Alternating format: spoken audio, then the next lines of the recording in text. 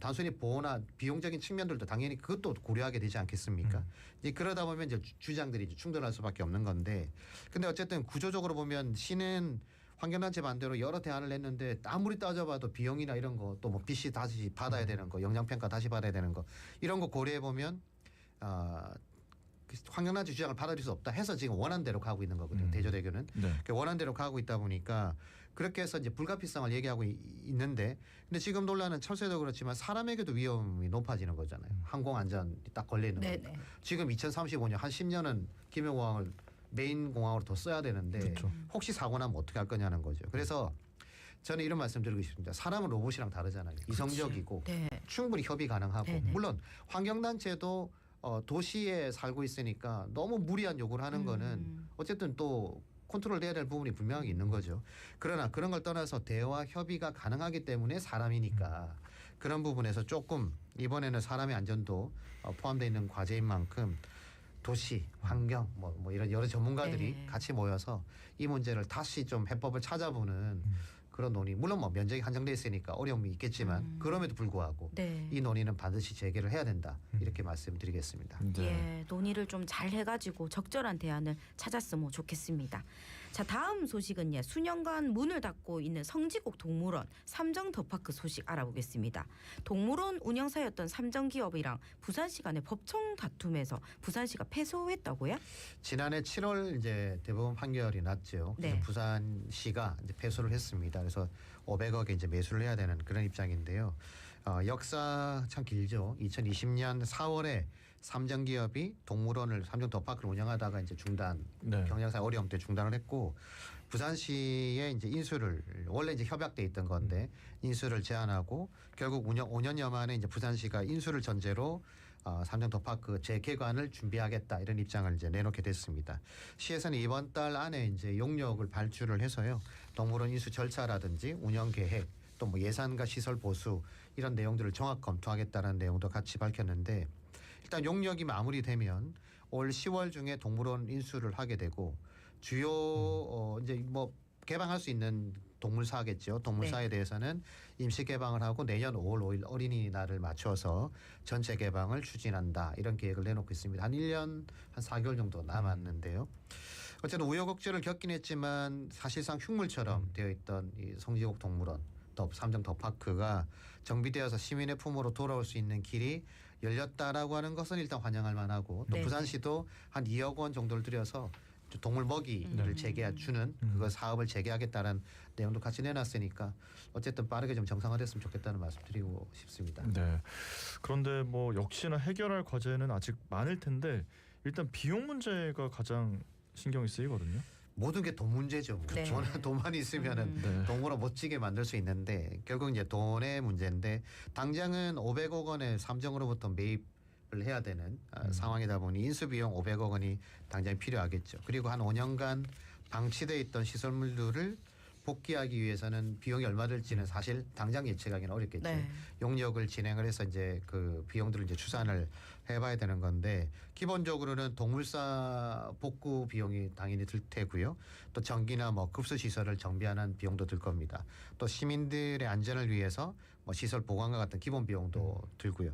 더 문제 거기다가 이제 이용 편의 시설에 대한 비용도 드니까 적게는 수십억 원 얘기가 있더라고요. 수십억 원인데 사실 100억이 넘어갈 수도 있는 거고 그런 부분도 있고, 더 문제는 매년 운영 비용을 또 어떻게 확보할 거냐라고 하는 것도 관건이 될 것 같습니다. 그리고 그동안 이제 동물들을 키울 수 없으니까 다른 동물원으로 보내거나 또 뭐 죽거나 했는데, 정상적인 동물원 되려면 동물원의 개체 수를 또 늘려야 되는 문제도 있지 않겠습니까? 그러면 거기에 들어가는 비용도 만만치 않을 것 같고요. 또 운영을 시설공단이 할지 어떻게 살지 여기에 대한 부분도 있고, 인원을 채용해야 되는 문제도 있고, 그러니까 사실은 비용이 엄청나게 들어갈 거는 뭐 불보듯 뻔한 것 같고요. 일단 시에서는 그래서 국비 혜택을 좀 지원받을 수 있도록 청주에는 청주동물원, 또 광주에는 우치동물원처럼 영남권 거점 동물원으로 좀 조성을 해가지고 국비 지원을 받을 수 있는 방법을 한번 모색해 보겠다고 하는데 뭐 지정만 된다면 상당히 도움이 될 수 있으니까 지정 부분을 좀 잘 추진해봐야 될 것 같습니다. 예, 말씀하신 것처럼 거점 동물원이 되려면 준비해야 할 부분이 많은데 동물원에 대한 인식을 바꿔서 접근해야 하지 않겠습니까?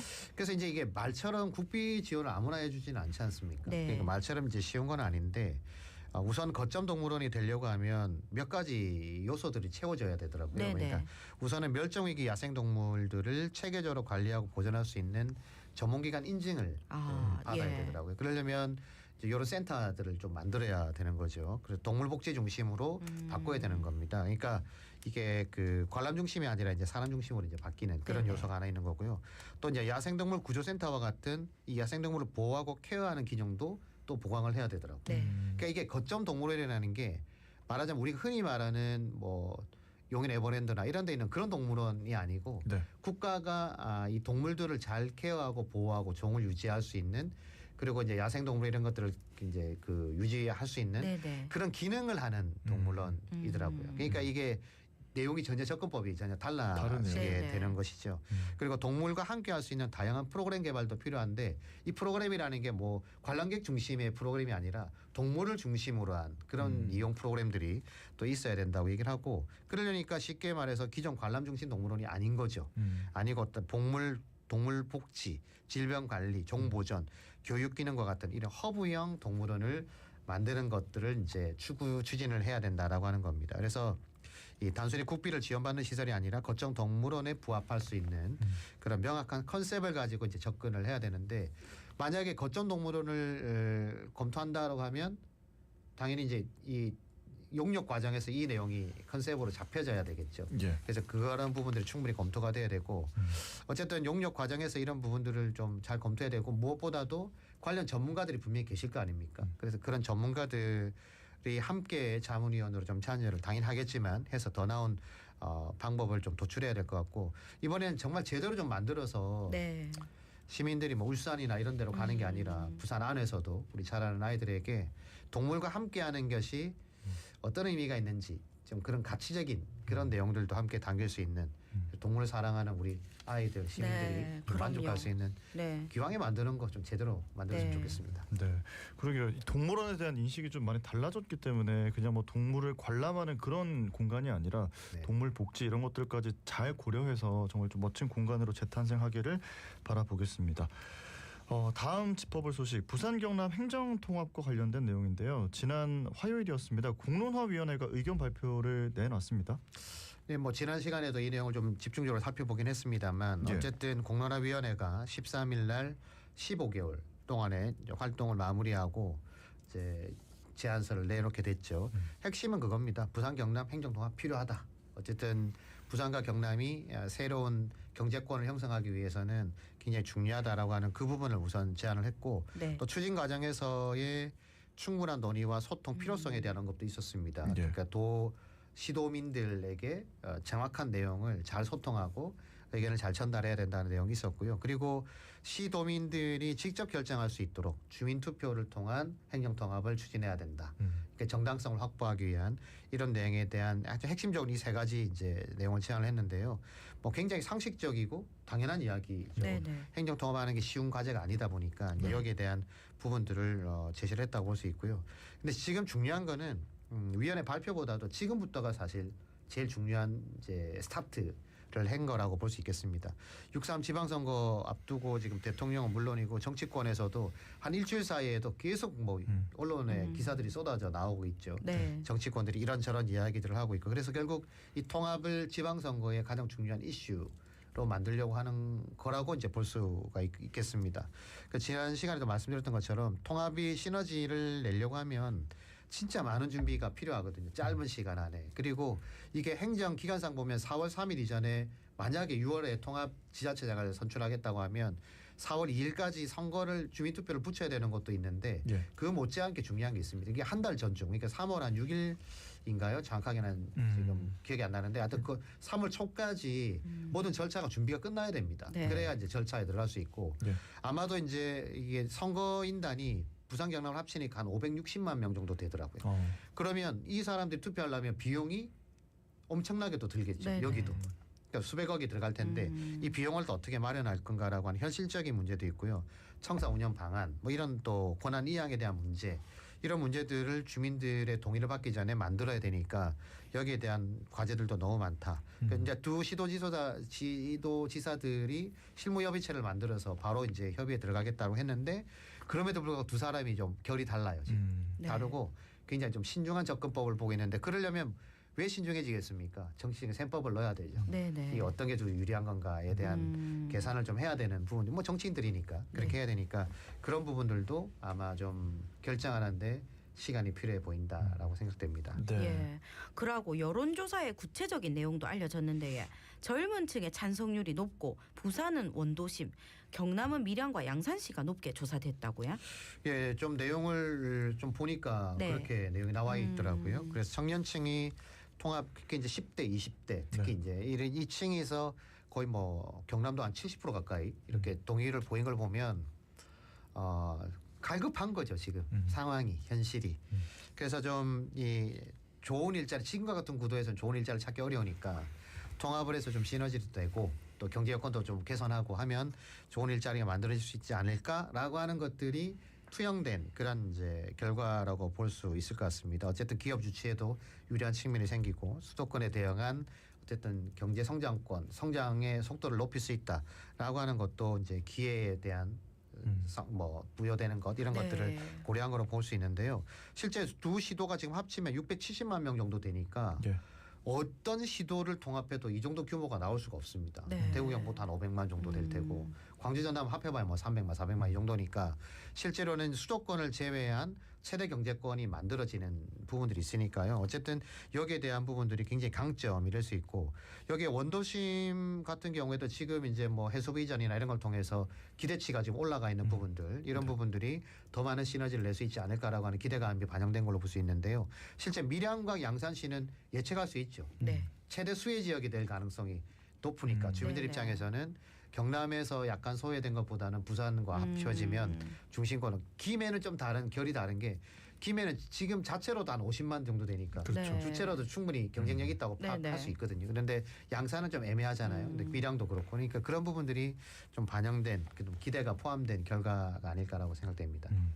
뭐 아까 말씀하셨습니다마는 정치 셈법이 들어가지 않을 수가 없다 이런 말씀이신데 사실 뭐 불경 입장에서는 굉장히 중요한 일이지 않습니까? 이게 네네. 선거 전에 이슈로 그냥 전락하고 마는 거 아닌가 이런 우려도 들거든요.